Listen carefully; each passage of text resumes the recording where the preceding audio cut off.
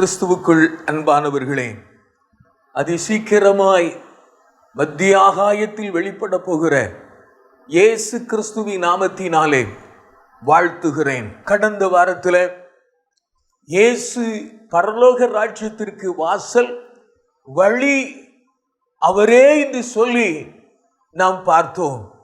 அந்த வழிக்குள்ளே பிரவேசித்தவன் அதோடு நின்று விடுகிற காரியம் அல்ல, அவன் இடுக்கமான வாசல் வழியாய் உட்பிரவேசிக்க வேண்டும் என்று சொல்லி ஆண்டவர் சொன்ன வசனத்தை மேற்கோள் காட்டி உங்களோடு கூட பேச ஆண்டவர் கிருபை தந்தார்.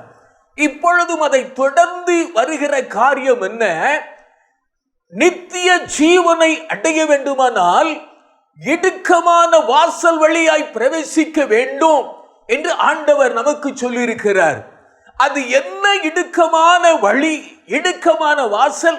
இயேசுவை ஏற்றுக்கொண்ட உடனே மகிழ்ச்சியான வாழ்க்கை, ஆசீர்வாதமான வாழ்க்கை, சம்பூரணமான வாழ்க்கை என்று சொல்லி அல்லவா நினைத்தோம்.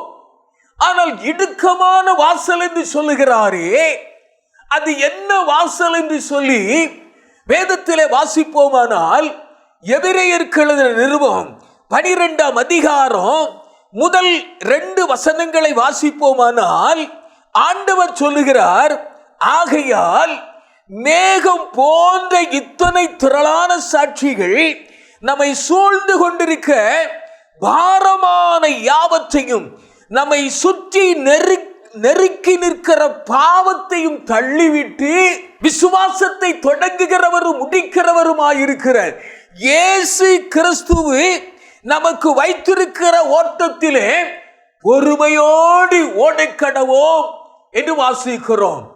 இடுக்கமான வாசல் என்ன?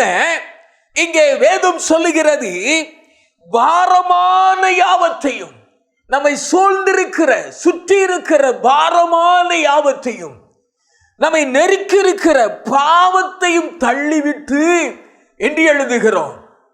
எனக்கு அருமையான கர்த்தருடைய பிள்ளையே, விசுவாச ஓட்டத்திலே நடக்க வேண்டும் என்று சொல்லுகிற மனிதன் அல்லது விசுவாசி, இடுக்கமான வாசல் வழியாய் பிரவேசிக்கிற ஒரு மனிதன் லகுவாய் சுதந்திரித்துக் கொள்ள முடியாது. அவனை சுற்றிலும் பாரமானவைகள், நெருக்குகிறவைகள், அதோடு கூட பாவத்தையும் தள்ளிவிட வேண்டும் என்று எழுதுகிறார். பாவத்தை தள்ளிவிட்டு நம்மை சுற்றி இருக்கிற பாவங்கள், ரட்சிக்கப்பட்ட ஒரு மனிதன், இயேசு கிறிஸ்துவை ஏற்றுக்கொண்ட ஒரு மனிதன், அவன் விடுதலையோடு ஒரு வாழ்க்கை அல்ல, விடுதலையோடு கூட வாழ்க்கையாய் இருந்தாலும் பொல்லாத சத்துரு எப்பொழுது விழத்தள்ளலாம் என்று சொல்லி சுற்றி திரிகிறான் என்று பார்க்கிறோம். இந்த உலகத்தில் சத்துரு சோதிக்கிற ஒரு மனிதன் யார் என்றால், இயேசு கிறிஸ்துடைய இரத்தத்தினால் கழுவப்பட்ட மனிதனை சுற்றி நெருக்கி கொண்டிருப்பான். எப்பொழுது விழத்தள்ளலாம், எப்பொழுது விசுவாசத்தை குலைத்து விடலாம், எப்பொழுது ஆண்டவருக்கு மனிதனுக்குள்ள இடையில் இருக்கிற உறவை பிரித்து விடலாம் என்று சொல்லி சுற்றி திரிகிற ஒரு சத்துரு, பிசாசு. அவன் பாவத்தை கொண்டு வந்து நிறுத்துவான். ரட்சிக்கப்பட்டு விட்டோம், மனம் திரும்பி விட்டோம் என்று சொல்லுகிற ஒவ்வொரு கர்த்தருடைய பிள்ளைகளுக்கு முன்பதாய் சத்துரு பாவங்களை விதைத்து விடுகிறவனாயிருக்கிறார். ஆகவே நம்மை சுற்றிலும் இருக்கிற பாவத்தை உதறி தள்ளிவிட்டு ஆண்டவர் நமக்கு வைத்திருக்கிற பாதை, வழி, அதிலே பொறுமையோடு ஊடக்கடவோம் என்று பரிசுத்த வேதம் சொல்லுகிறது. பாவம் நம்மை நெருக்குகிறது. ஆகவே தான் ஒரு பழைய பாடல், கிறிஸ்தவ கீர்த்தனைகளிலே பழைய ஒரு பாடல், அங்கே பக்தன் பரிசுத்தவான் இவ்வாறு பாடுகிறார், நீ உனக்கு சொந்தமில்லை, மீட்கப்பட்ட பாவி நீ உனக்கு சொந்தமில்லை. அதோடு கூட எழுதுகிறார், பழைய பாவ ஆசை வருகிறதோ, பிசாசு உன்னை மேற்கொள்ள துடிக்கிறானோ என்று சொல்லி எழுதுகிறதை பார்க்கிறோம். பழைய பாவ ஆசையை தூண்டுகிற சத்துரு இவைகளை உதறி தள்ளிவிட வேண்டும் என்று சொல்லி ஆண்டவர் சொல்லுகிறார். எனக்கு மிகவும் தெரிந்த ஒரு சகோதரன், இயேசு கிறிஸ்துவை ஏற்றுக்கொண்ட ஒரு சகோதரன், ஆண்டவருடைய மகிமையான ஊழியத்தை செய்த ஒரு சகோதரன், 40 நாட்கள் உபவாசம் இருந்த ஒரு சகோதரன். நாட்கள் கடந்தது. அந்த 40 நாட்கள் முடிந்தவுடனே அவன் சொல்லுகிற ஒரு வார்த்தை, 40 நாட்கள் புசியாமலும் குடியாமலும் இருந்த ஒரு சகோதரன், அவனை சத்துரு சூழ்ந்திருக்கிறான். அவன் சொல்லுகிறான், பிரதர், 40 நாட்கள் உபவாசம் இருந்தேன், இப்பொழுது இச்சைகளை கொண்டு போடுகிறான், இச்சைகளை தூண்டுகிறான் என்று சொல்லுகிறதை பார்க்கிறோம். அதோடு அவன் பலப்பட முடியவில்லை, விழுந்து போனான். காரணம், இடுக்கமான ஒரு வாசல், இடுக்கமான ஒரு வழி. இந்த வழி எப்படிப்பட்டது? பிசாசானவன் பாவத்தை கொண்டு போடுகிறான், பாவத்தை தூண்டுகிறான், விழத்தள்ளலாம் என்று சொல்லி சுற்றி திரிகிறான். ஆனால் கர்த்தருடைய பிள்ளையே, இந்த இடுக்கமான வழியில பிரவேசிக்கிற ஒரு மனிதன் தான் நித்திய ஜீவனை சுதந்திரித்துக் கொள்ள முடியும், நித்திய ஜீவனை அடைய முடியும். இல்லை என்றால் அவன் விழுந்து போகிறவனாய் காணப்படுவான். ஆண்டவரும் ஓமையாய் ஒரு வார்த்தை சொன்னாரே, வழி அருகே விதைக்கப்பட்ட ஒரு மனிதன், விதை, முட்செடிகளுக்குள்ளே விதைக்கப்பட்டிருக்கிற விதை, கற்பாறையின் மேல் விதைக்கப்பட்டிருக்கிற ஒரு விதை, நல்ல நிலத்திலே விதைக்கப்பட்டிருக்கிற ஒரு விதை. எல்லாம் நிலங்கள் தான், எல்லாம் விதைகள் தான். ஆனால் அந்த விதையானது முளைத்து பயிரிட்டு அது பூப்புத்து செழிக்க வேண்டுமே, தன் பலனை கொடுக்க வேண்டுமே. ஆனால் ஆண்டவர் சொல்கிறார், உலக கவலைகளும், உலக நெருக்கங்களும், உலக பாடுகளும், உலக இச்சைகளும் அது கனி கொடாதபடிக்கு நெருக்கி போட்டது. அது கனியை, அந்த சுதந்திரத்தை அல்லது இந்த பலனை பெற்றுக்கொள்ள கூடாதபடிக்கு நெருக்கி போட்டது என்று ஆண்டவர் சொன்னார். எனக்கு அருமையான கர்த்தருடைய பிள்ளையே, என் ஆண்டவர் எத்தனையான மகிமையான ஊமைகளை ஆண்டவர் எழுதி வைத்திருக்கிறார். உலகம் நெருக்குகிறது, உலகம் கனி கொடாதபடிக்கு நெருக்குகிறது, பாவம் கனி கொடாதபடிக்கு நெருக்குகிறது. ஆனால் பொறுமையோடு, விசுவாசத்தோடு, ஆண்டவர் என்னை ரட்சித்ததை நோக்கம் என்னிலே நிறைவேற வேண்டும், எனக்காக ஆயத்தம் பண்ணின அந்த நித்திய ஜீவனை நான் சுதந்திரித்துக் கொள்ள வேண்டும் என்று சொல்லி பொறுமையோடு கூட ஓட முடியுமானால் அவனே நித்திய ஜீவனை சுதந்திரித்துக் கொள்ளுவான், அவனே நித்திய ஜீவனை சுதந்திரித்துக் கொள்ளுவான். ஆண்டவர் சொல்லுகிறார், நமக்கு முன்பதாக ஆண்டவர் இத்தனை திரளான சாட்சிகள், ஏராளமான சாட்சிகள் நம்முடைய கண்களுக்கு முன்பதாய் வைத்திருக்கிறார். அந்த பரிசுத்தவான்களை 11ஆம் அதிகாரத்தில் விசுவாசிகளின் பட்டியல் என்று சொல்லி குறிக்கப்பட்டிருக்கிறதை பார்க்கிறோம்.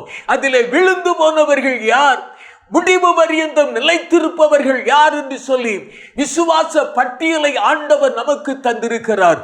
அந்த விசுவாச பட்டியலிலே அதை விசுவாசித்து நாம் ஏற்றுக்கொள்வோமானால் ஆண்டவர் நமக்கு வைத்திருக்கிற நிச்சயமான ஓட்டத்தில் பொறுமையோடு கூட ஓடை கடவோம், பொறுமையோடு ஓடி முடிக்க வேண்டும்.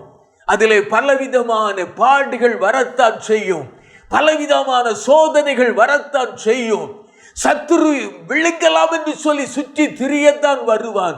ஆனால் நமக்கு முன்பதாக வழியாயிருக்கிற இயேசு கிறிஸ்துவை நாம் நோக்கி பார்த்து ஓடுவோமானால் நிச்சயமாய் நம்முடைய ஓட்டம், நம்முடைய முடிவு மகிமையாயிருக்கும். அந்த நமக்கு முன்பதாக வைத்திருக்கிற இயேசுவை மேகம் போன்ற சாட்சிகளில் ஒருவராக மகிமையாக விற்றிருக்கிற இயேசு கிறிஸ்துவை நமக்கு முன்பதாக வைத்திருப்போமானால் ஒரு நாளும் நாம் பின்வாங்கி போக மாட்டோம், விழுந்து போக மாட்டோம். இந்த உலகத்தின் பாடுகளில் நெருக்கப்பட்டாலும் ஒடுங்கி போகிறதில்லை.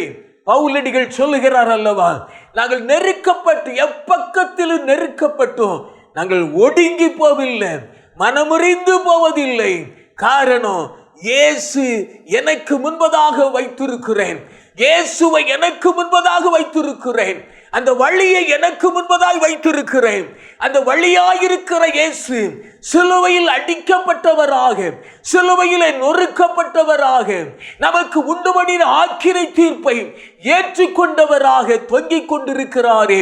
சமாதானத்தின் தேவன், சமாதானத்தின் கர்த்தர், சமாதானத்தை உண்டு பண்ணுகிற ஆக்கினையை ஏற்றுக்கொண்ட ஆண்டவர் எனக்கு முன்பதாய் நிற்கிறாரே என்று சொல்லி நம்முடைய கண்களுக்கு முன்பதாக இயேசு கிறிஸ்துவாய் இருக்கிற வழியை, அவர் அடிக்கப்பட்ட வண்ணமாய் இருக்கிற இயேசுவை அறிந்து, நினைத்து, விசுவாசித்து பொறுமையோடி கூட ஓடுவோமானால் வழியை விட்டு பின்வாங்கி போக மாட்டோம், வழி விலகி போக மாட்டோம், கெட்டும் போக மாட்டோம்.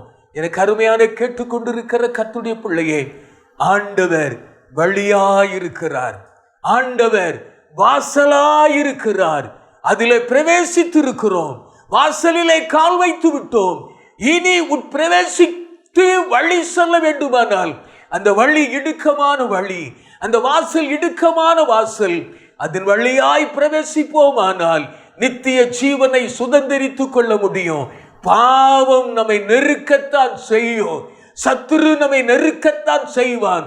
எல்லாவற்றையும் உதறி தள்ளிவிட்டு ஆண்டவரே உம்முடைய இரத்தத்தினால் என்னை கழுவும், ஒவ்வொரு நாளும் என்னை சுத்திகரியும், ஒவ்வொரு நாளும் என்னை பரிசுத்தப்படுத்தும், ஒவ்வொரு நாளும் ஆண்டவரே என்னை கழுவி அருளும், ஆண்டவரே ஈசோப்பினால் அல்ல உம்முடைய இரத்தத்தினால் என்னை கழுவும் என்று சொல்லி ஒவ்வொரு நாளும் நம்மை பரிசுத்தப்படுத்தி கொள்ளுவோமானால் ஆண்டவர் வைத்திருக்கிற வழியின் வழியாக எளிதாக சென்று நம்முடைய ஆண்டவர் வைத்திருக்கிற நித்திய ஜீவனை சுதந்திரித்துக் கொள்ளலாம். எனக்கு அருமையான கர்த்தருடைய பிள்ளையே, விசுவாசிப்பீர்களோ? வாசலை தெரிந்து கொள்வீர்களோ? இடுக்கமான வாசல் வழியாய் பிரவேசிப்பீர்களோ? அப்படி பிரவேசிப்போமானால் நித்திய காலமாக ஆண்டவர் வைத்திருக்கிற சுதந்திரத்தை நாம் பெற்றுக்கொள்ள முடியும். ஆண்டவர் இடுக்கமான வாசல், பாவம் ஒரு மனிதனுக்கு இடுக்கத்தை உண்டு பண்ணுகிறது. இன்னும் 2 காரியங்களை வரப்போகிற நாட்களில் நாம் தியானிக்கலாம். அதுவரையிலும் கர்த்தருடைய கிருபை நம்மோடு கூட இருக்கட்டும். எல்லாவற்றையும் விட்டு விலகி ஓடி விசுவாசத்தை தொடங்கினவர் அதை முடிக்கும் வரையிலும் அவருடைய கரத்தில் ஒப்பு கொடுத்து நாம் வாழ்வோம், நித்திய ஜீவனை சுதந்திரித்துக் கொள்வோம். தலைகளை தாழ்த்தலாம். பரிசுத்த இரட்சகரே, உடைய பரிசுத்த வார்த்தைகளுக்காக ஸ்தோத்திரம். நித்திய ஜீவனை சுதந்திரித்துக் கொள்வது எளிதான காரியம் அல்ல. ரட்சிப்பை சுதந்திரித்துக் கொள்வது எளிதான ஒரு காரியம். ஆண்டவரே, இயேசுவை விசுவாசி, அப்பொழுது ரட்சிக்கப்படுவீர்கள் என்று எழுதப்பட்டிருக்கிறது. விசுவாசிக்கிற எல்லா மனிதனும் ரட்சிக்கப்படுவான். அது எளிது. என் ஆண்டவர் ரட்சிப்பை கொடுப்பது எளிது. ஆனால் நித்திய ஜீவனை சுதந்திரித்துக் கொள்ள கடினமான பாதைகள், நெருக்கமான பாதைகள், இடுக்கமான பாதைகளின் வழியாக செல்ல வேண்டும் என்று ஆண்டவர் சொல்லியிருக்கிறீரே, உமக்கு ஸ்தோத்திரம். அந்த வழியாய் நடக்கும்படியாய் பாவத்தை ஒதுக்கி தள்ளிவிட்டு ஆண்டவர் எங்களுக்கு வைத்திருக்கிற ஆசீர்வாதத்தை சுதந்திரித்துக் கொள்ள கர்த்தர் உதவி செய்யும். அப்படியே எங்கள் ஆண்டவர் செய்ய போகிற கிருபைகளுக்காய் ஸ்தோத்திரம் செலுத்துகிறோம். இயேசு கிறிஸ்துவின் மகிமையான நாமத்தினாலே ஜெபிக்கிறோம் பரிசுத்தமுள்ள பிதாவே. ஆமேன், ஆமேன்.